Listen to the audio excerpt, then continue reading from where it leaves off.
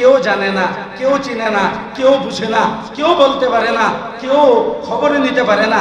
এমন এক কবর, এমন এক কারাগার, এমন এক আয়নার ঘর।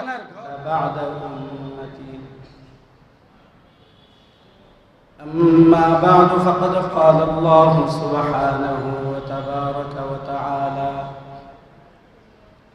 بعد أعوذ بالله من الشيطان الرجيم إن الذين قالوا ربنا الله ثم استقاموا تتنزل عليهم الملائكة ألا تخافوا ولا تحزنوا وأبشروا بالجنة التي كنتم توعدون نحن أولياؤكم في الحياة الدنيا وفي الآخرة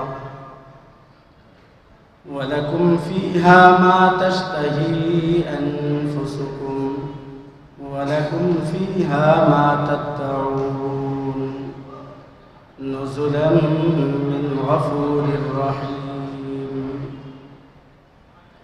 وقال رسول الله صلى الله عليه وسلم لا يؤمن أحدكم حتى يكون هواه تبعا لما جئت به أو كما قال عليه الصلاة والسلام آمنت بالله وصدق الله وصدق رسوله النبي الكريم ونحن على ذلك لمن الشاهدين والشاكرين والحمد لله رب العالمين. محترم المقام واجب الاحترام حضرت علماء کرام উপস্থিত আমার দিনদার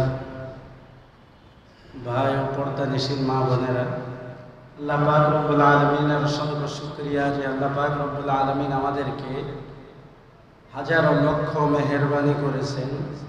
তার সাথে সাথে আজকে সন্ধ্যা থেকে নিয়ে এই পর্যন্ত কোরআন ও সুন্নাহর আলোচনা করা শোনার জন্য তার পবিত্র ঘর মসজিদে আসার বসার তৌফিক দান করেছেন।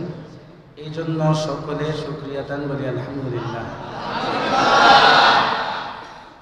আল্লাহ তাআলার এক একটা নিয়ামতের শুকরিয়া যদি সারা জিন্দেগি করতে থাকি, একটা নিয়ামতের শুকরিয়া যদি সারা জিন্দেগি আমরা করি শেষ হবে না। একটা চক্ষু আল্লাহ তাআলা আমাদেরকে দিয়েছেন না, চক্ষুটা যদি আল্লাহ অন্ধ করে দেন, দুনিয়ার সমস্ত বিজ্ঞানী ডাক্তার সকলে মিলে একটা চক্ষু বানাইতে পারবে?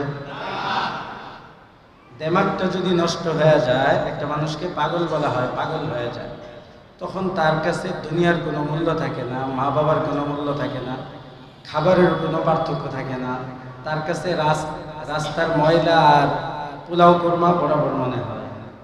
ওই দেমাগটা কেউ কি পরিবর্তন করে দিতে পারবে? কারো একটা পাও নাই। পৃথিবীর এমন কোনো শক্তি আছে যেই পাওটা তারা চলে গেছে, নষ্ট হয়ে গেছে, ওই পাটার মতো আরেকটা পা তৈরি করে দিবে? তাহলে যেটা কেউ পারে না, এটা পারেন কে? যেটা আমরা কেউ পারি না, সেটা পারেন কে? যেটা আমরা কেউ দেখি না, সেটা দেখেন কে? যেটা আমরা কেউ করতে পারি না, সেটা করতে পারেন কে? যেটার আমরা কেউ মালিক না, সেটার একমাত্র মালিক কে? আল্লাহ। যে শক্তি আমাদের কারো নাই, এই শক্তি আছে কার? সকল শক্তির মালিক কে? সকল ক্ষমতার উৎস কে? সকল রাজত্বের মালিক কে? যিনি যা চান তাই করতে পারেন, যখন চান তখনই করতে পারেন, যেইভাবে চান সেইভাবে করতে পারেন। যেটা আর কেউ পারে না, সেটা পারেন কে? ছোট্ট একটা উদাহরণ। আজকে এই যে আমার পিছনে মেহরাব না, দিনের জন্য সবকিছু, এই মেহরাবে আমি 6 থেকে 7 বছর এখানে বয়ান করছি, না আলোচনা করছি, জুমার আলোচনা করেছি, অন্যান্য আলোচনা হয়েছে, করেছি। আমার পাকিস্তানের ওস্তাদ জামিয়া বিন নূরিয়া আলমিয়ার মোহতামিম প্রিন্সিপাল রহমতুল্লাহ আলাইহি, উনি আমার মহাব্বতে শুধু, আর কাউকে চিনতেন না, কমিটিও চিনতেন না, কাউকে চিনতেন না। আমাদের শাইখুল হাদিস হযরত মামুনুল হক হাফিজাহুল্লাহ, ওনার আব্বা শাইখুল হাদিস আজিজুল হক রহমতুল্লাহ আলাইহি ইন্তেকালের পরে ওনার স্মরণ সভায় আসছিলেন। আমি তো তখন আরো ছোট মানুষ, শুধু গিয়ে কানে কানে বললাম মুফতি নাইম সাহেবকে যে হুজুর আমি আপনার মাদ্রাসার ছাত্র, আপনার ছাত্র। 2007-এ আমি আপনার ওখানে 5, 6, 7, 8-এ ছিলাম আপনার মাদ্রাসায়, ওখানে পড়েছি। হুজুরে নিজের থেকে বললেন যে তুমি তো আমার সন্তান, অবশ্যই রুহানি সন্তান, তুমি যেখানে থাকো অবশ্যই আমি সেখানে যাবো। হুজুরে রাতের বেলা আসছেন, এই মেহরাবে আলোচনা করেছেন, অনেকেই দেখছেন শুনছেন। আজ থেকে 10 বছর আগে আমি এখান থেকে চলে গেছি। এটা আসলে এভাবে বললে হয় না, আমি চলে যাই নাই, আল্লাহর পক্ষ থেকে ফাইসালা ছিল এটা। কারো মাধ্যমে আল্লাহ তাআলা আমাদেরকে সরিয়েছে, আমাকে এখান থেকে সরিয়েছে। দোষ কি ছিল? হেফাজতের নেতৃত্ব আমি দিয়েছি, অন্যায়ের বিরুদ্ধে আমি কথা বলেছি, বাতিলদের বিরুদ্ধে, জালেমদের বিরুদ্ধে কথা বলেছি। যারা আমাকে সরাইছে, যে ওসিলা সরাইছে, তাদেরকে আল্লাহ তাআলা দেশ থেকে সরাই দিয়েছেন। আমাকে মসজিদ থেকে সরাই দিয়ে পাশে আমাকে মসজিদে নিয়েছেন কমলাপুরে, এবং 2018 পর্যন্ত আমাকে আল্লাহ তাআলা এই দেশে, এই ঢাকা শহরে রেখেছেন, বিভিন্ন মাদ্রাসায়, বিভিন্ন মসজিদে। 18 থেকে 2 বছর আল্লাহর ইচ্ছা হয়েছে দেশে আর থাকা যাবে না, পরিস্থিতি এমন যে দেশে থাকার আর সুযোগ নেই। তো আল্লাহ তাআলা আমাকে নিয়ে গেছেন পাশের দেশ। আল্লাহ তাআলা আমাকে অনেক সেখানে ইজ্জত দিয়েছেন, সম্মান দিয়েছেন। আমি 3টা মাদ্রাসা ওখানে প্রতিষ্ঠা করেছি আলহামদুলিল্লাহ ইন্ডিয়াতে, এবং দেওবন্দে 1 বছর পড়ার সুযোগ হয়েছে। আমি পাকিস্তানে পড়েছি, অনেক রাষ্ট্রে গেছি, আরো 5-7টা রাষ্ট্রে। কিন্তু দেওবন্দ হলো আমাদের মাদ্রাসার মা, সকল কওমি মাদ্রাসার মা, উম্মুল মাদারিস দেওবন্দ। সেখানে যাওয়ার তৌফিক হয়েছে, হয় নাই, পড়ার তৌফিকও হয় নাই। কিন্তু এই মেহরাব ছাড়ার পর আল্লাহ তাআলা আমাকে সেখানে থাকার, পড়ার তৌফিক দান করেছেন। এই শক্তি কার? এটা 10 বছর আগে আল্লাহ এখান থেকে সরায় নিয়েছেন, ক্ষমতা আল্লাহর। মাঝখানে আল্লাহর ইচ্ছা হয়েছে না তোমাকে ওপেন ভাবে, না ইন্ডিয়াতে, না আরবে, যত জায়গায় তুমি গিয়েছো, না বাংলাদেশে, কোথাও থাকার আর সুযোগ নাই। তোমাকে একটা সুন্নত পালন করতে হবে, যেটা নবী মুহাম্মদের সুন্নত। কারণ নবী মুহাম্মদ, আমরা উম্মতে মুহাম্মদী, আমাদের নাম কি? উম্মতে মুহাম্মদী। আল্লাহ যত উম্মত দুনিয়াতে পাঠাইছেন আদম থেকে নিয়ে এই পর্যন্ত, সকল উম্মতের মধ্যে সবচেয়ে ভিআইপি উম্মত কারা? উম্মতে মুহাম্মদী। কারা? আমরা উম্মতে মুহাম্মদী।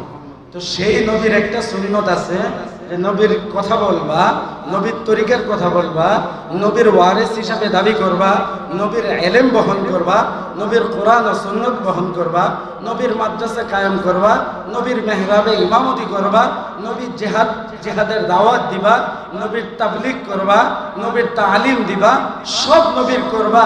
কিন্তু নবীর যে একটা জেলখানায় 3 বছর রাসূল ছিলেন, সে আবে আবে তালেবে, সেই সুন্নাত কে পালন করবে? এটাও তোমাদেরকে পালন করতে হবে। আল্লাহর ইচ্ছা হয়েছে না ওখানে, না এখন চলে আসো দেশে। আসার পরে 5 দিন মা বাবা স্ত্রী সন্তানকে দেখে নাও।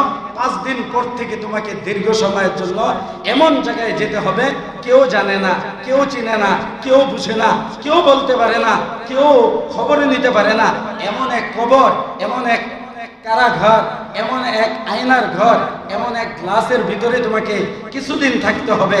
সেখানে তোমারই উন্নতি হবে, ইসলাহ হবে, তোমার কিছু ইবাদতের সুযোগ হবে, তোমার কোরআনটা আবারও হেফজটা ইয়াদ করার সুযোগ হবে, আবারও অসংখ্য কিতাব পড়ার সুযোগ হবে। সেটার জন্য আরেকটা ব্যবস্থা করেছি, যাও আয়না করে 3 মাস সেখানে থাকবা, তারপরে 2 বছরের উপরে জালেমের কারাগারে নবী মুহাম্মদের সেই সুন্নাত পালন করবা। ইচ্ছা কার?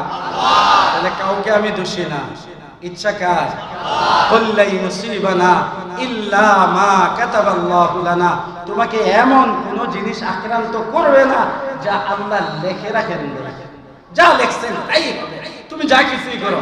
আমি অনেক দৌড়েছি, এই আমার 2011 সাল যখন আমি এখানে ইমামতি অবস্থায় আমি এখানে জুমা পড়াই, রমজান মাসে তারাবি পড়াই, তাহলে তারাবিতে তো মুসল্লিরা ছুটি দেয় না, কি কন? তারাবিরাই কি ছুটি দেয়? আমাকেও দেয় নাই।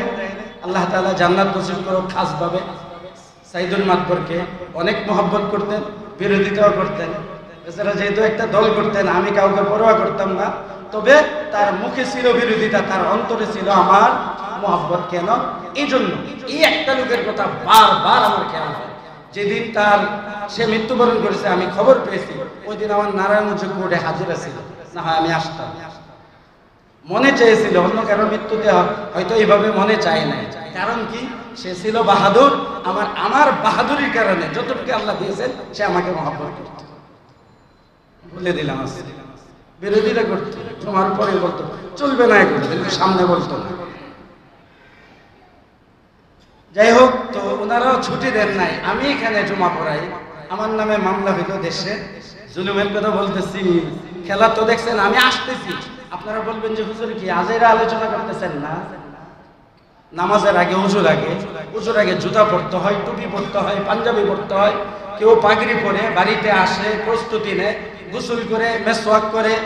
এসব আপনি যদি বলেন তুমি নামাজ তুই আজেরা কাম সব করতেছো, ঠিক হবে এটা?